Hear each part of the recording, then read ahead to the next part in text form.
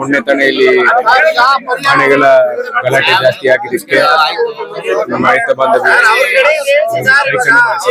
ಆ ಹಿನ್ನೆಲೆಯಲ್ಲಿ ನಮ್ಮನ್ನು ಬರಬೇಕು ಅಂತ ಹೇಳಿ ಏನು ಮನವರಿಕೆ ಮಾಡಿಕೊಂಡಿದ್ದಾರೆ. ಅದಕ್ಕೆ ಸ್ಪಂದಿಸಿ ನಾವು ಇಲ್ಲಿ ಬಂದಿದ್ದೀವಿ.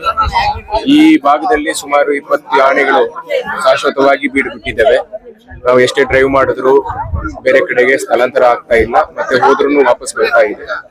ಇದಕ್ಕೆ ಕಾರಣಗಳು ಏನಂತ ಹೇಳಿದ್ರೆ, ಸುಮಾರಷ್ಟು ಭಾಗದಲ್ಲಿ ರೈಲ್ ಬ್ಯಾರಿಕೇಡ್ಗಳು ಇನ್ನು ಮಾಡಬೇಕಾಗಿರುವ ಇದೆ. ಇದಕ್ಕೆ ಸರ್ಕಾರದಿಂದ ಈಗಾಗಲೇ ನಮಗೆ ಸಾಕಷ್ಟು ಅನುದಾನ ಒದಗಿಸಿದ್ದಾರೆ. ಹಂತ-ಹಂತವಾಗಿ ಕೆಲಸನೂ ನಡೀತಾ ಇದೆ.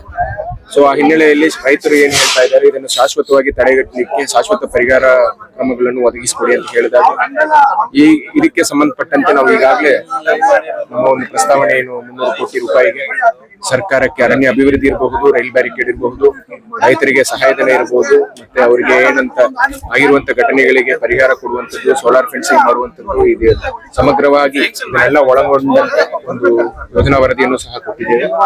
ಇದನ್ನು ಸರ್ಕಾರ ಪರಿಶೀಲನೆಯಲ್ಲಿಯೂ ಸಹ ಇದೆ.